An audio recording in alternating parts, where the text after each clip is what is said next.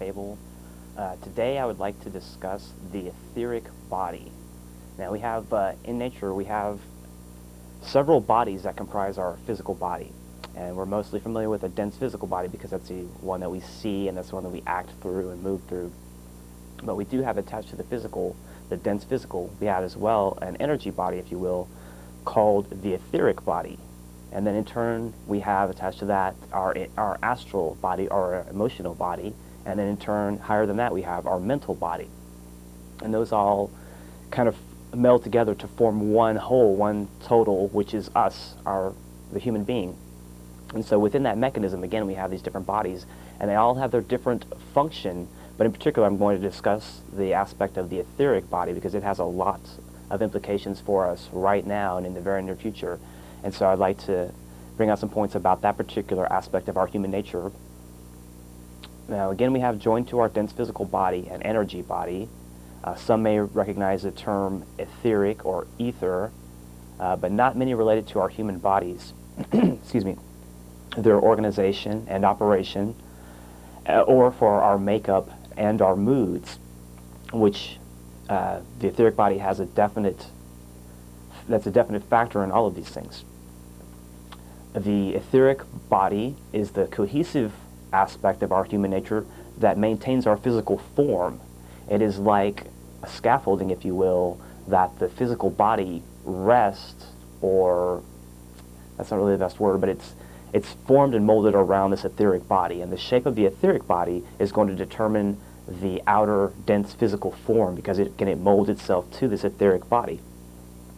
The etheric body is a finer material, so it's a finer grade material than the dense physical nature. It's less dense, and so it's not readily apparent to the eyesight. And that's also why it's not very readily acknowledged by science that the etheric body does exist, or even the higher aspects of our nature, the astral or the mental, because if they can't have any luck discovering and discerning the etheric body in relation to the physical, then they're not going to have much luck with the higher aspects of man either.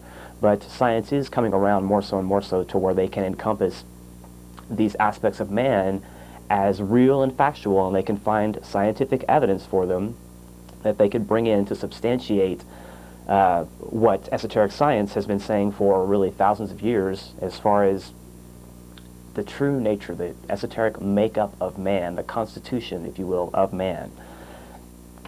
Now, again, if we relate the physical body to the etheric body, they're connected, and there is, starting again at the very bottom, the physical body, to relate it as we go up and up and up in higher, more finer grades of matter. The next aspect of our physical that links us to the etheric is our glandular or the endocrine system. And that I was looking at my dictionary at home to get the scientific or the more well-known version of that particular word. And I was looking at my book, my dictionary, and this word wasn't around in 1937. The endocrine system. It was basically a new science relative to that year, and I was very surprised that I couldn't find endocrine in the dictionary. But then I turned to the addenda, the new words that were added to the English language that particular year, 1937, and there it was. And so again, it's a relatively new idea for science to acknowledge the glands and the science of the glands, and the idea that the glandular secretions essentially form our makeup. This mixing and melding of these glandular secretions constitute our being, and this melding, this mixing, makes us again what we are at any given time. And so there are secreting glands and there are ductless glands, but the ones that we want to concentrate on in particular are the secreting glands. Man is regulated by the secreting glands. Examples of secretion would be like a discharge, and in this case an internal discharge, something that takes place inside the body, like saliva or the acid in our stomachs that helps regulate digestion. These are in our body, inside. They are secret. Again, the root word for secrete, secret. It's an internal, inside activity, and that again is the nature of this glandular activity that releases the secretions at given times into the bloodstream, and then the bloodstream makes use of these hormones and these different secretions and turns them into fuel for the body in a certain sense, and it helps us to process the functioning of the body in many different ways. Excuse me. Now again, as far as the regulation of the hormones is concerned, there are 7 major glands that help to regulate within the body, and they are related directly to the 7 main chakra or energy centers in the human body. And so if we think about these 7 centers, we can make a correlation between the 7 major glands and the 7 centers. And to start, the first one I'd like to talk about is the pineal gland, and that is tied into the head center, or the head chakra, and that has to do with soul contact. That allows for soul contact. And Descartes, the famous mathematician, some would call him a famous scientist, he was famous for saying that that is where the soul meets the physical body, is through the pineal gland. And then we have the pituitary gland, which is a master gland that affects the other glands and tends to, in a sense, control and regulate over them, as far as our science has been able to determine. That has a direct relation to the ajna center, or the center between the eyebrows, which for mankind right now is very largely dormant, but that also is another center. And these two, the relation between the pineal and the pituitary gland, those have a very, very distinct job and duty to carry out within our human nature, especially as man works his way along the path of evolution and builds into himself certain qualities and traits that when these two centers, so-called, become active in conjunction with one another, then we find that we have what's called the light in the head, and that is that allows us to anchor in more actual soul expression, more of the pure will of God, if you will. It allows for a more firm anchoring and a more smooth transition and transmission of this energy of exchange between the divine and man. Also, the thyroid gland is in the throat area, and that also regulates the throat center, the chakra related to the throat center, and that is related to the aspect of creativity. Also, the thyroid is the gland that is largely responsible for the regulation of our weight in the body. Then next we have the thymus gland, which is in the chest area, and that is related to the heart center. And you can see in many cases the gland is close in proximity in relation to the particular chakra that it's affiliated with and that acts upon it. And so in the chest area, again, we have the thymus, and that's related to growth to a certain degree. Next, the pancreas, and that's related to the solar plexus center and that chakra, and that has to do with the manufacturing of the sugars for the body. Then next would be the adrenal glands, and those are located above the kidneys. They have to do with steroid and cortisone production, with the growth of tissue, and with the nervous system, with transmission to the nervous system to a certain degree, as far as we know. I mean, as far as we're familiar with the adrenaline, the adrenal glands, adrenaline, and obviously that's tied into the nervous system in the sense that if we get excited about something, we get frightened or startled, then that hormone kicks in and we have the fight or flight instinct generally as a result. And again, the solar plexus area is the area of the animal instinct, the gut feeling as well. And so that also would make sense that it ties in with this adrenal gland aspect. And that is that's tied in with the center at the base of the spine. Next we have the gonads, or the reproductive glands, and they're in the lower abdomen, and they are connected to the sacral center as far as the chakra center that they have relation to. And again, they have they're in charge of the regulation of the reproductive fluids, the reproductive organs, and the overall health of the reproductive system within the human being, both male and female. And so again, we find relations between the 7 major glands and the 7 major chakras. And again, if we care to take a look and really look into this, we see the number 7 repeating itself over and over again. And 7 is one of the major numbers in esoteric science. It's a symbolic number, and it represents many different things but it does represent the physical body and the 7 bodies, if you will. I did mention the 4 as far as physical, etheric, astral, and mental, but there is a higher aspect to that, the higher counterpart that are lower physical mirrors, and that makes a total of 7. And so again, we see the number 7 having a lot of importance.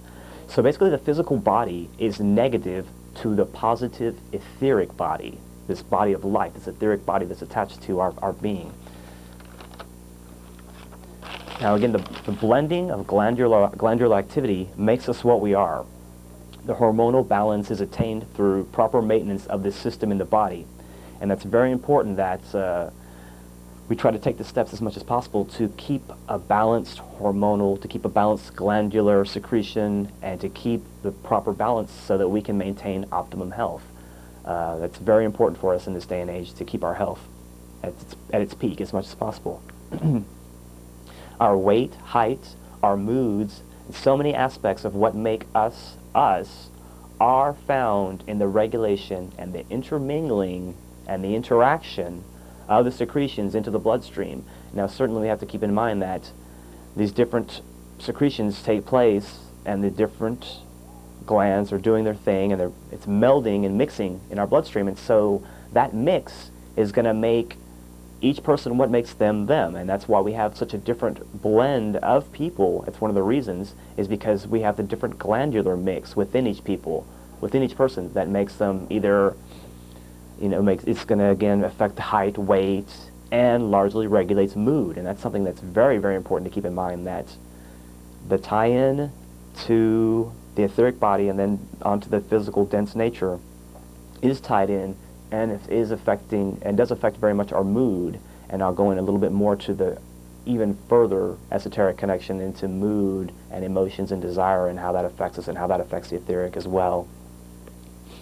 Now, the whole science of psychology is based on this science, and the science of behavioral studies. If we understand a little bit about psychology, psychology basically more or less has 2 camps: the behavioral and what we would have through nature. And so we have a nature versus nurture kind of situation, where many camps in psychology believe that we are the sum total of our experiences. And so if we're locked in a closet at an early age and we're beat regularly on Tuesdays and Thursdays, then if we were to escape from that situation, even years later, there's a good chance that we would still have some attachment at some level of remembering of the beatings. And so Tuesdays and Thursdays would roll around, and we would have some tinge or some twitch, some sensation, some remembering at some level of the beatings that took place. I know that's a strange example, but just to kind of give you an idea of the conditioning that is studied and that does affect us. And so the nature versus nurture. How much of our natural glandular secretion takes place in spite of these nurture aspects, in spite of our upbringing, in spite of the situations that we find ourselves in. This is getting a bit off the path here, but it goes to show you how complex this whole idea is, and how modern science has finally, at some level, starting to appreciate the aspect of the etheric, although it doesn't recognize it as that body per se and as such, but the effects of the etheric as it steps down, and this light, if you will, turns itself into the glandular activity that, again, makes us a sum total of what we are at any given time. So psychology is largely interested in the glandular activity in conjunction with nurture, in conjunction with the circumstances that took place around our being raised, the circumstances that our home, our school, what have you, that molded and shaped us in addition to what we are already physically. So the etheric body is activity. It is motion and activity, but it doesn't have any cognizance or thinking aspect of its own. It is impressed and sensed and moved by thought, by consciousness. And so consciousness moves and charges and electrifies this etheric body. And there is a thread of interconnecting lines of light that comprise the etheric vehicle. A network of webbing creates a living, vital frame of energy that invigorates, electrifies, and animates the dense physical vehicle.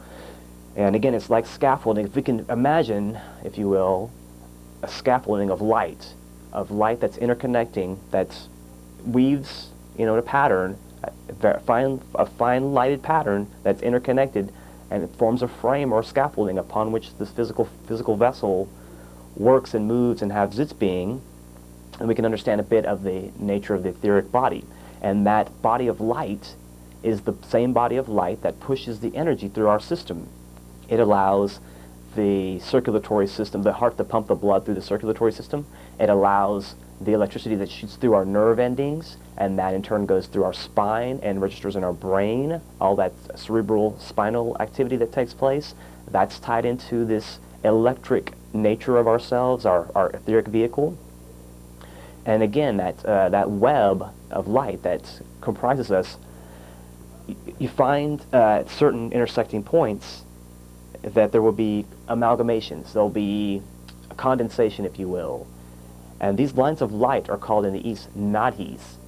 And where they do make their concentration and they intersect upon each other in a place where, again, there's a concentrated area.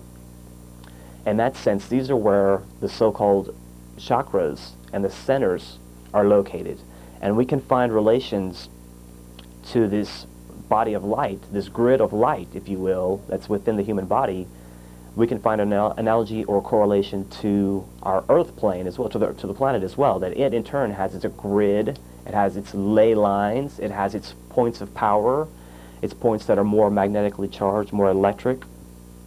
And we can see the correlation to certain points on the planet to certain chakra or energy centers within the physical vehicle. And these are the places generally where you find that construction takes place, like a Stonehenge or Giza, Chichen Itza would be another example.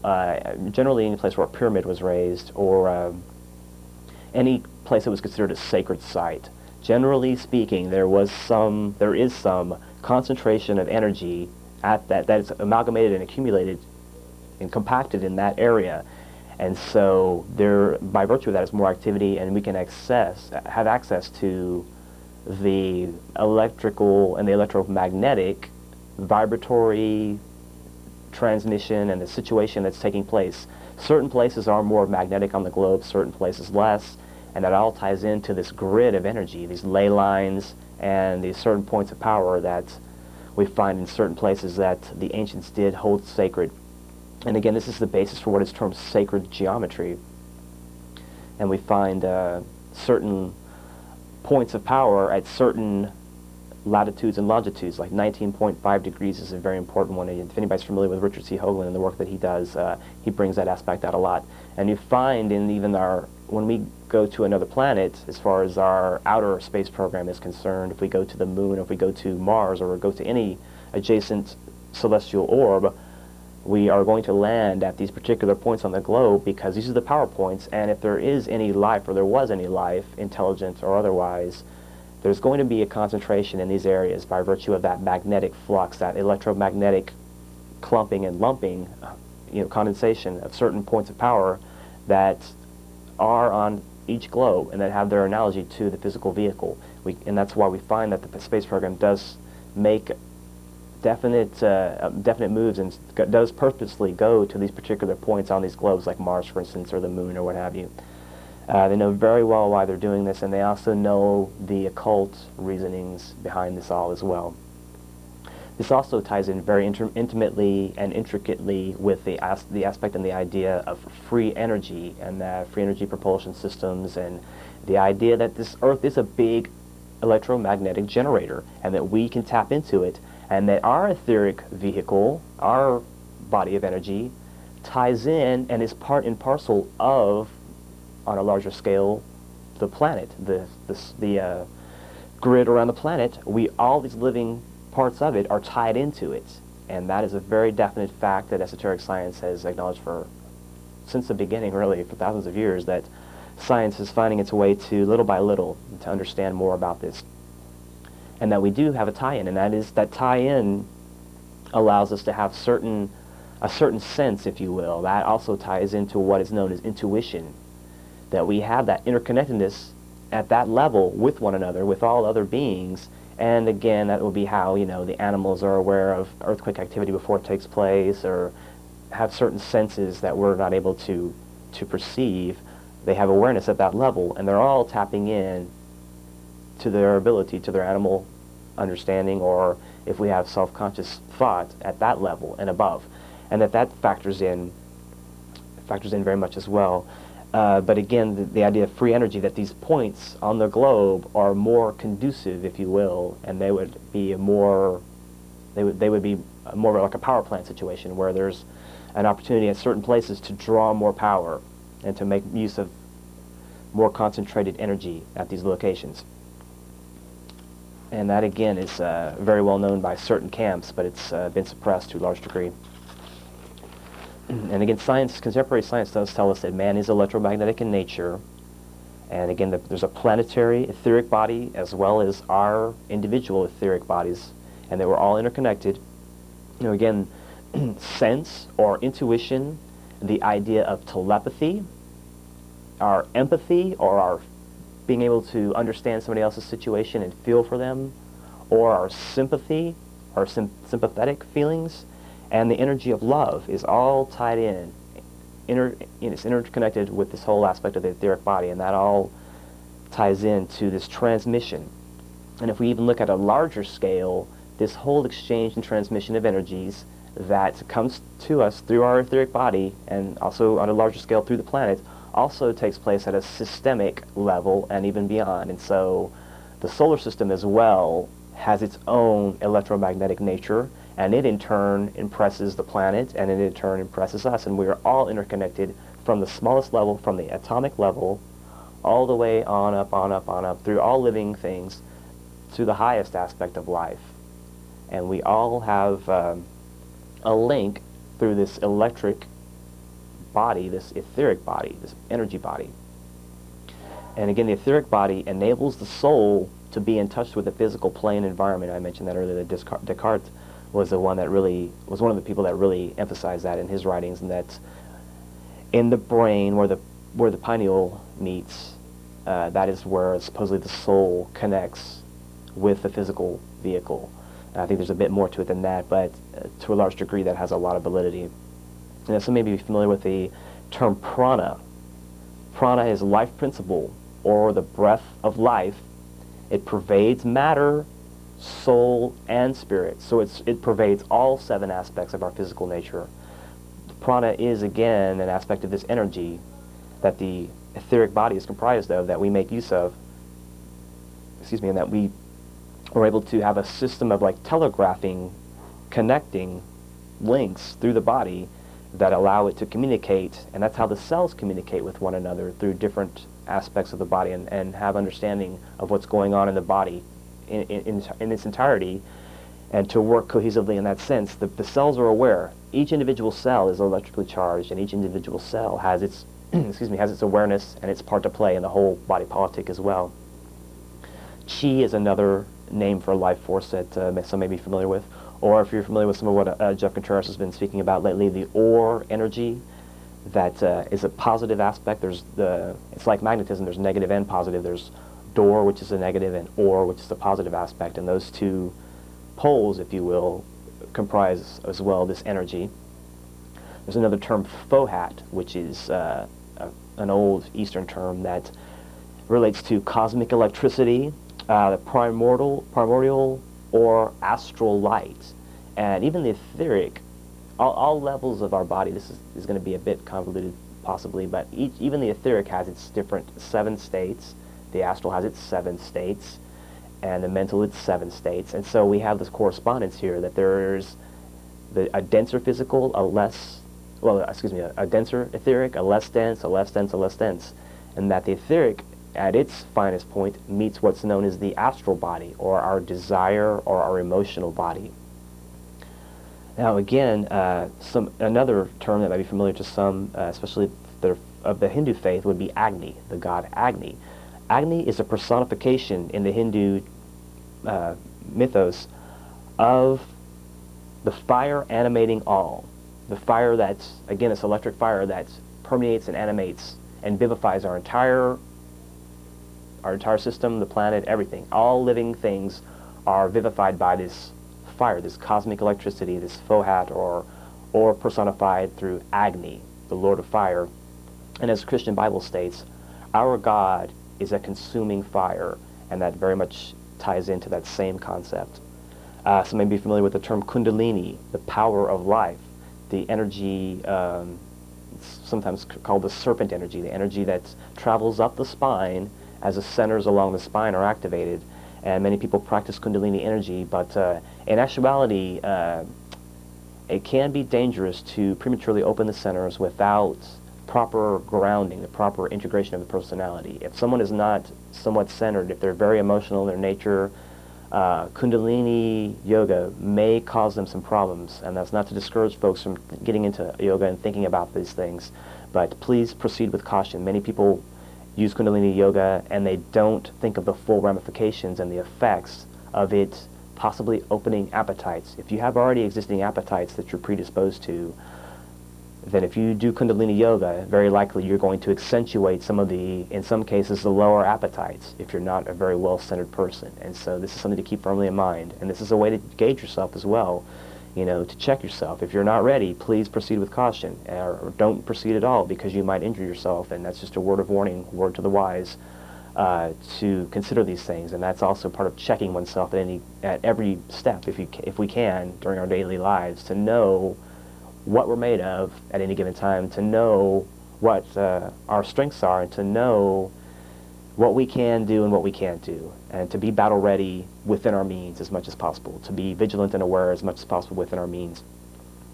Now again, there's a whole science related to the centers and the opening of the centers, the awakening of the centers. Again, some through the Eastern methods of the Kundalini yoga and various other ways as well, to either prematurely open the centers or to activate them, to stimulate them. Now again, thinking of the nervous system, the spine and the brain, that is all tied in again electrically to this etheric body, and that's where we get a lot of our senses, our sense perception comes through. Like that, Chris, that's very cool. Thanks, appreciate that. We got here, as far as the nervous system, again, the electricity that travels through, and it gives us our sense perception. That's all part and parcel of this etheric body as well. And the nervous system, comprised of the cerebrospinal, the sympathetic, and the peripheral, is all affected by the secretion through the glands of different hormones that all tie into the system. It's all interrelated, and that's very important for us to keep that in mind if we want to, again, be in optimum health, have an understanding of the nature of the human vehicle, so that we can use it to the best of its ability to be the best possible vehicle that we can be, as far as helping ourselves to be a better servant of the race. If we can't help ourselves to be stronger, to have the mental acuity and the understanding, the awareness, and the ability and the capacity to do work, then we're not going to be able to get much done. We have to, again, be in good health so that we can fight the good fight, if you will. And again, the etheric body is comprised of lines of intersecting light, very thin, very fine. The physical eye is not capable of seeing. And this scaffolding, this body of light, is called in the Bible the golden bowl. And that tends to make sense because it's filled, this golden bowl is filled with our physical nature. And that comprises and melds together to make us what we are. Now, the etheric nature is in turn impressed by currents of force that emanate from a higher body, which is the astral body. And that higher body is comprised of finer material than the etheric, so it's even less apparent to the human eye, even less measurable by any kind of scientific means or measuring devices. But it does indeed affect the etheric. The astral body is also known as the emotional body or the desire body, and that again makes us what we are, because as a man thinketh in his heart, so is he. Basically meaning that a person's desires are going to make them what they are, because you're going to want to follow those desires. If you have desire for a certain thing, you're going to bend your will to attain whatever that is, whatever that desire may be, whether it's partnership with a member, with another partner, or in a relationship, whether it may be a certain career that you're very career-oriented, or you might be an artist or a musician, or some one thing that's is preoccupying your aspirations, your motivation, your desire. And our astral body, our emotional body, is where these things originate. It's very much connected to the heart and the heart center, and so in a sense it starts with the heart as far as our aspirations, our longings, our wishes, our dreams, our desires. And if they are not fulfilled, if we cannot bring these things that we wish for into our lives, or we shut them off and tell ourselves, no, there's no way that we could possibly attain these things, then we have a stoppage. We have a constipation kind of situation, and the free flow of the etheric body is impeded. And so that's where much disease originates. And I will in the near future, probably in early June, have a show devoted to esoteric healing and how all this ties in, how the etheric and the astral tie in particular, to health. And that is it's very important. If we can understand, it would be very helpful to give people a fuller understanding of their own nature again, and how they can try to seek out the things that will bring them optimum health. Health is always half attitude and half, diet, exercise, the practical aspect of it. It's always the body-mind combination that's going to bring you optimum health, the yin to the yang, the constant balance that we have to bring into our lives in order to have optimum health. And so, again, I'll discuss more in the future about how the astral body, how the astral nature ties in. But again, it does tie in with our desire nature. If we desire something in our life very badly and we cannot attain it, or we keep stubbing our toe each time we try to go for it and reach for it, it's going to affect us, and we're going to, again, have this clogging, if you will. It's going to create disease. Now, many people have already latent in them the embryonic aspects in the DNA for cancer, things like this that we find that are generational through families. Maybe lung disease, leukemia, again it's cancer. Well, any number of diseases that tend to lie latent in the family genome, but become active under certain circumstances. And some people may have it latent in their lives, and they never may ever manifest this cancer or what have you.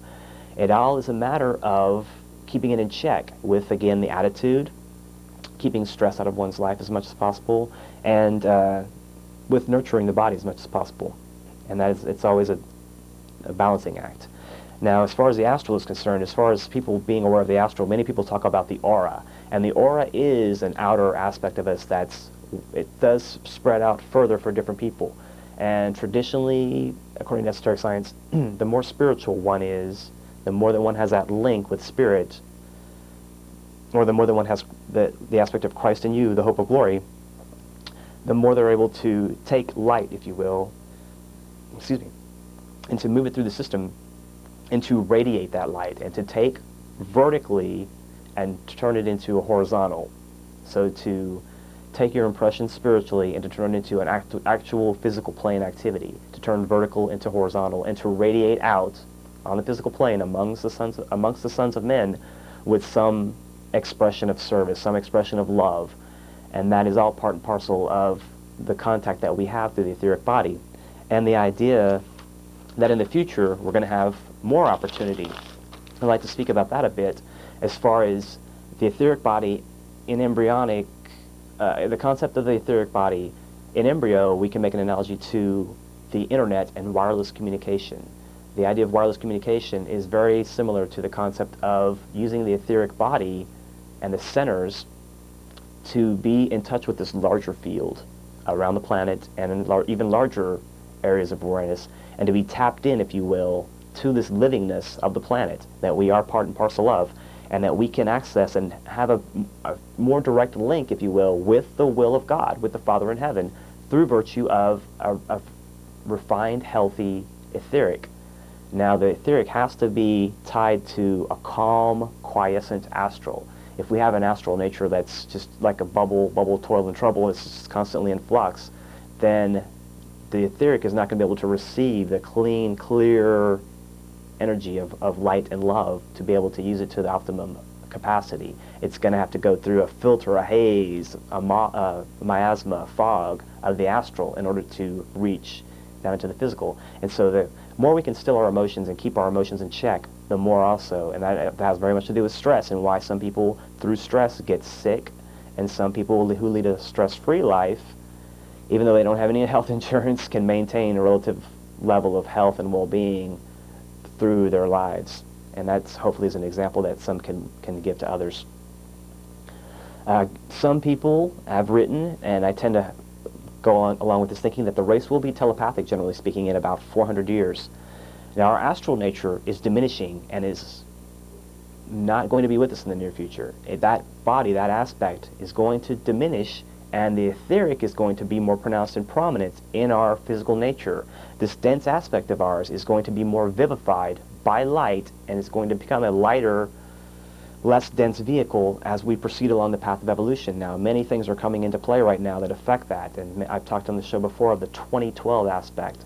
Now, once again, this is talking about a transition time, not an end time, and this is only part of what's going on, and this is only part of the opportunity that we have to vivify our etheric bodies and to exemplify the etheric as a vehicle of expression. And that's coming down the pike more so and more so. Now, that's not to say that 2012 is going to hit and all of a sudden, like Cinderella and the pumpkin, it's going to change instantly. It portends change. It portends a gradual shift, a gradual transition from one age, which is the Piscean, into the Aquarian age.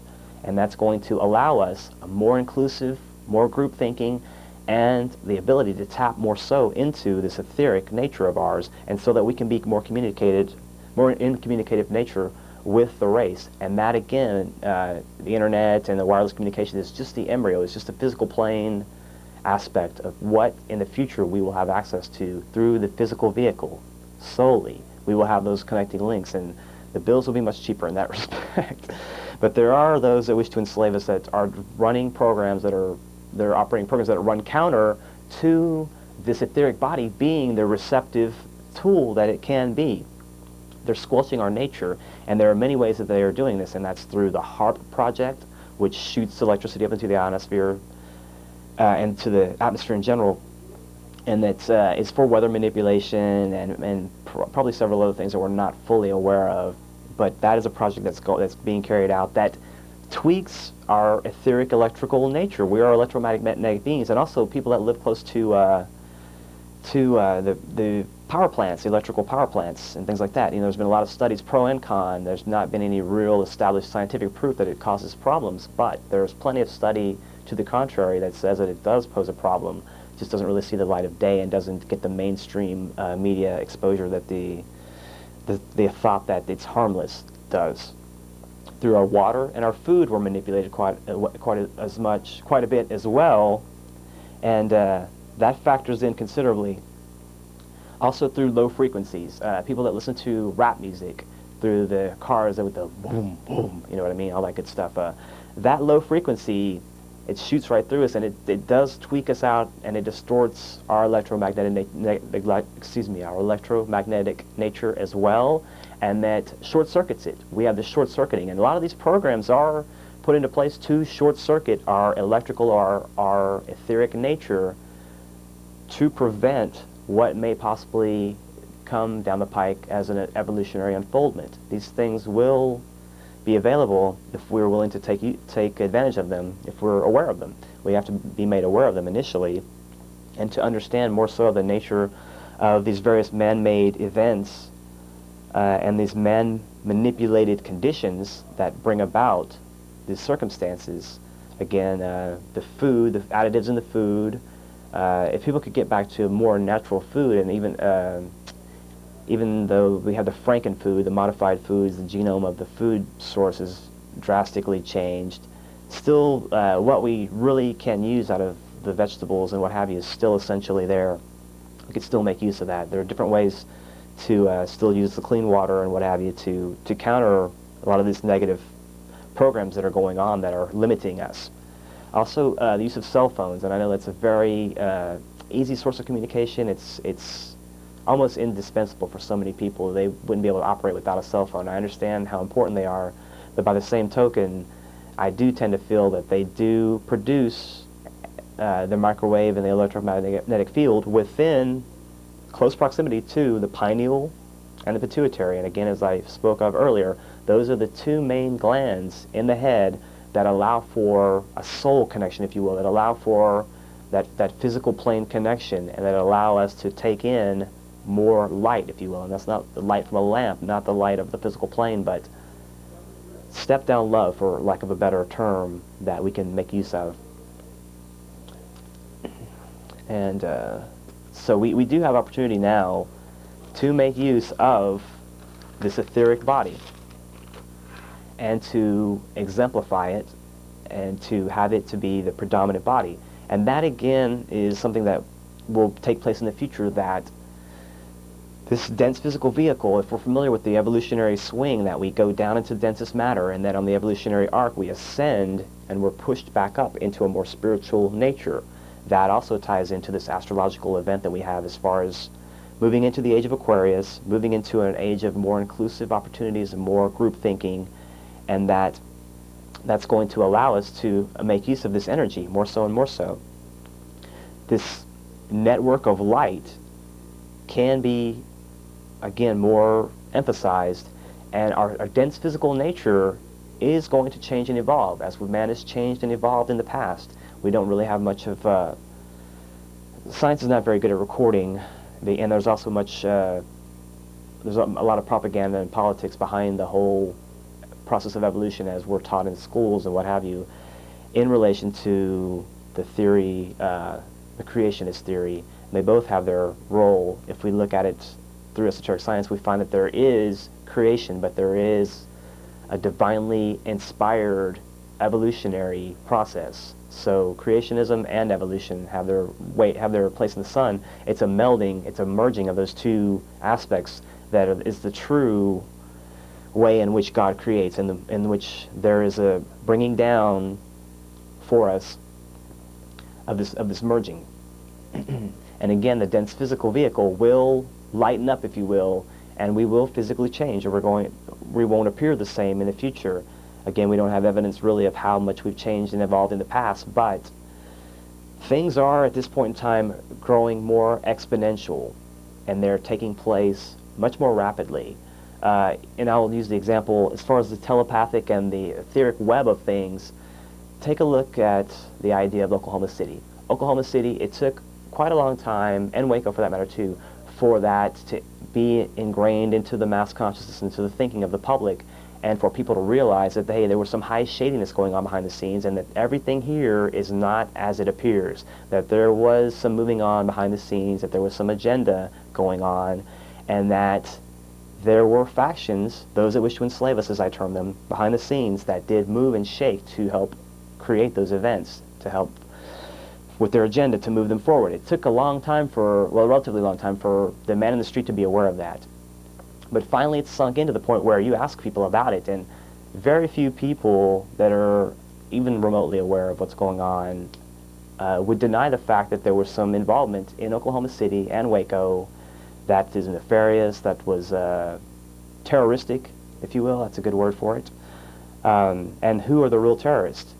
But awareness of who the real terrorists are is becoming more prominent, and it's creeping in quicker as a result of this astrological age, and as a result of the setting up of circumstances. We have opportunities to take advantage of this influx, this inflow of light, and we can use it to our advantage. We can turn the game around, if you will, and as far as, again, making use of it to counter some of this negativity that's going on, the idea that we are exponentially increasing our awareness, and so when it comes flash forward or flash to September 11th, the amount of information that came out, because people already had the heads up, people already had the feelers out that, hey, be on the lookout for some shady activity. You know, we know it's going to happen. So many people from various levels were aware that it was going to happen, and so they were already waiting for it. They were already in tune to the possibility that it was going to take place. And so when it did hit, the information war that counters this terrorist war right now that we're involved in was able to, through the merging of these forces and unanimity of purpose, as I talked about last week, was able to bring the information out very quickly. These different camps, varying camps, all were working to bring out this information, and you had people calling out for, you know, some investigation. What's going on with this incident? What took place? But that, I mean, September 11th was not that long ago. Just a mere matter of months later, 7, 8 months later, people are very aware of that, and that's just one small example of how we have this intuitive sense more active by virtue of the etheric, and we have opportunity to be more linked up and in line with this global pulse, and that everyone can be aware. If we're in Chile, if we're in Canada, if we're in America, wherever, we're going to be aware to it at some certain level. Maybe we're not cognizant of it, the dense physical, but at some level of our being, we're more aware and in touch with what's going on around the world, more so and more so. So I would like to take a call and see what they have any comment this evening. Hello, caller. Hello? Hello? Yeah, I hear you're on the air. Go ahead.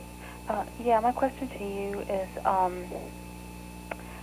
what do you think about fluoride and MSG, chemicals that are being put, you know, of course, in our water, and also vegetables?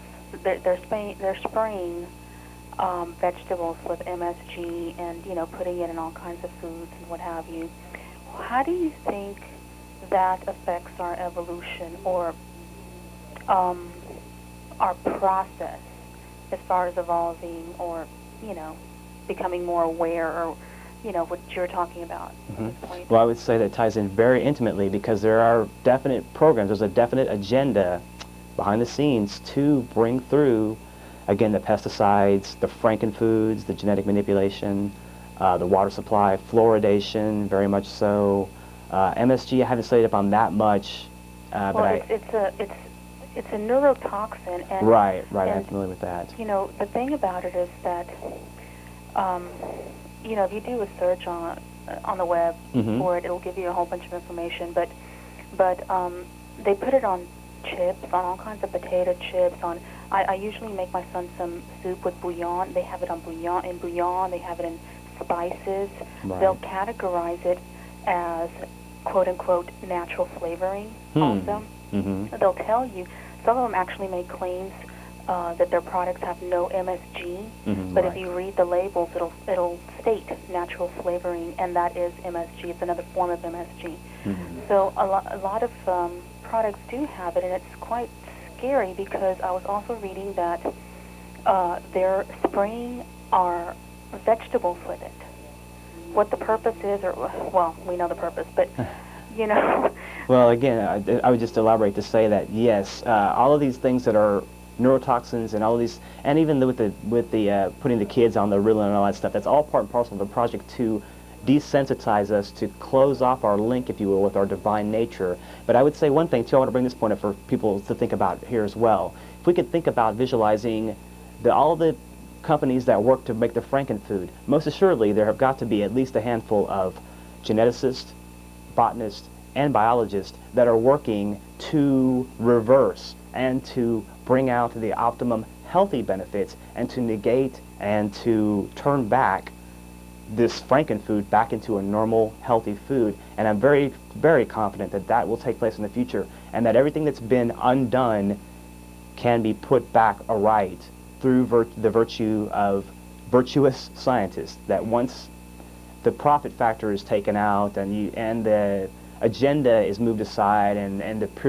peer pressure from the other scientists and what have you can be removed, that then we can find our way to science working more in our interest. Again, that's all part and parcel of what's coming down the pike, I feel, but we have that to look forward to. I feel very confident. So right now we have to make people aware of the funkiness that's going on as far as the projects to limit us through the food supply and what have you. So you think it's about limitation? Oh, very much so. Okay. Very much so.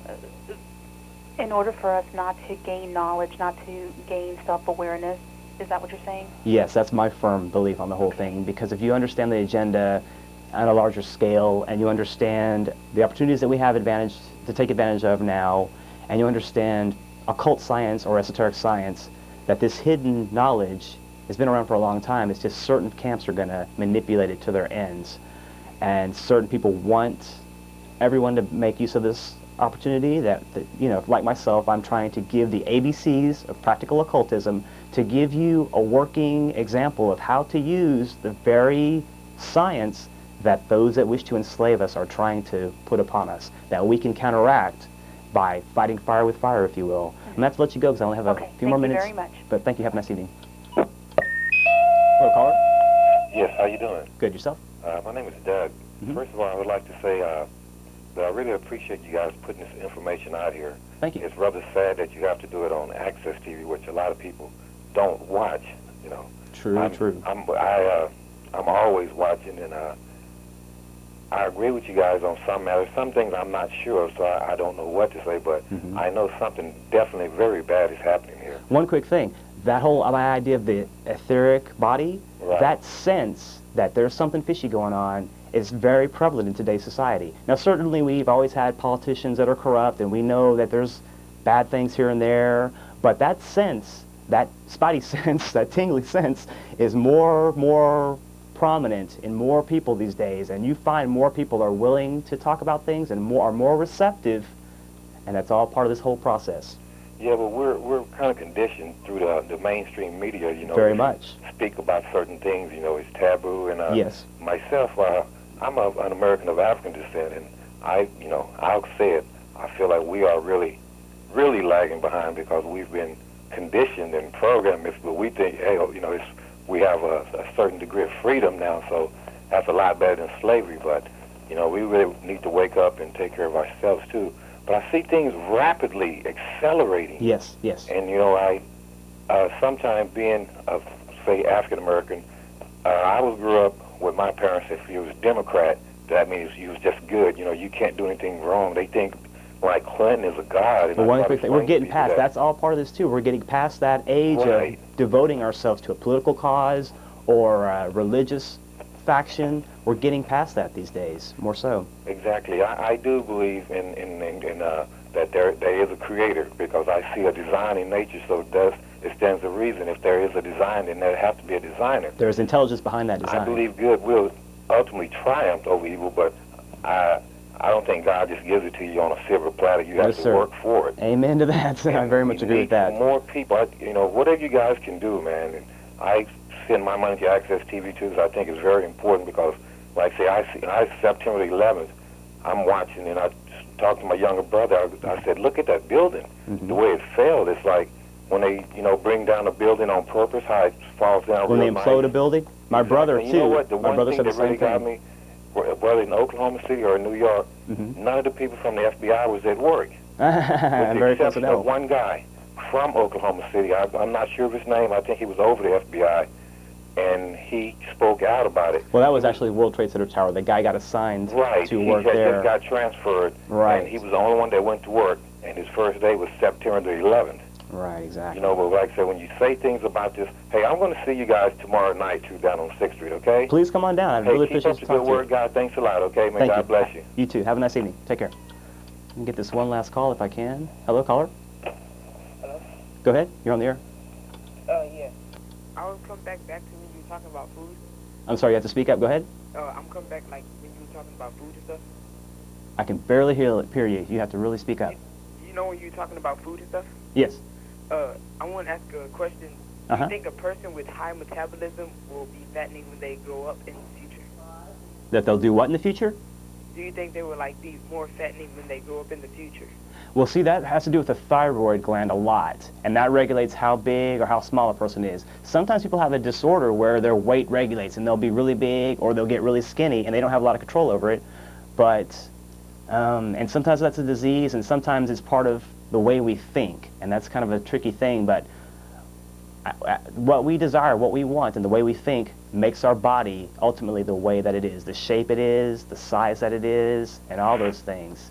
And so food definitely affects those things, and it affects the process of the glands and how they change the body and how they make the body work together.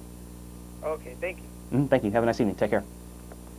I appreciate everybody taking the time to call in this evening and comment. I've had some good calls. I really appreciate that. And I do want to take the time to discuss the philosophical meeting that we're going to be having down at Opal Divines. I have to admit, at first I was a little apprehensive that we're holding the philosophical meetings at what I perceive to be a bar, but it's not really a bar. It's a restaurant as well, and they have it in the upstairs area where you can reach it either going through the main entrance and walking up the stairs and just going up into this upstairs loft area, or outside there's a set of stairs that you can walk up, and you'll find your way out to an open patio, and then inside is the area that we'll generally be meeting in.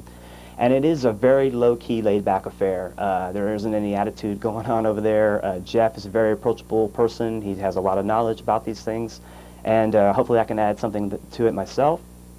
And I just encourage everybody to come down to add their 2 cents worth. If you want to grab a meal, they do serve food down there, and it's just a real laid-back atmosphere. And the last meeting was very cool, very laid-back. The vibe of the place was very good, and so I do invite everybody that has an interest to please come down and to take a look at the esoteric, the metaphysical and philosophical meetings that Jeff Contreras and myself are going to be hosting every 3rd Wednesday of the month.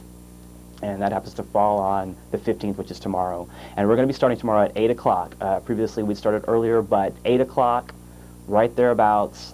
Hopefully, I'll be there a few minutes before 8, but right around the 8 o'clock hour, we'll get things up and running. And we'll just pretty much talk about whatever that's on your mind. We don't generally have too much of a theme. We just kind of gravitate toward whatever's the soup of the day. And I would just like to encourage people to, people always ask again what they can do in their own lives to help the cause, if you will, to help bring awareness and to do something to help humanity in the context of what's going on here at Access, this information war that we're leading. I would say if we can size ourselves up, what are we good at? First of all, what are we aware of? What problems are we aware of? And what are we good at? What are our particular qualities that we have that we can bring to the table, that we can make something happen? Everybody has a different thing they're good at that they can, in some creative way, with the knowledge of what's wrong, once they know something's wrong, they can pick one area. You don't have to do it all. Pick one area that you yourself can find to bring some creative expression into. It's all up to you to be able to do this. So if you so choose. First of all, you're going to have that gnawing sense that something's going on, and then you have to act upon it. Many people can maintain that gnawing sense, and they never really know how to act upon it. It just confuses them, and it leads to a lot of turmoil. So if we can act upon that inner sense, know what's wrong, determine what's wrong, and then find our way to some creative expression, to service, to help serve our fellow man, that is indeed the key. We can work and do this, and we can all pool our resources. All races, all cultures, all ethnicities. Everybody here is working together, and that's something that we have to keep firmly in mind. I'd like to thank my producer Chris for commanding the helm of the Starship Esoterica. I'd like to encourage everyone to stick around and watch Chris Athanas with the Reality Expander television show coming up next on this exact channel.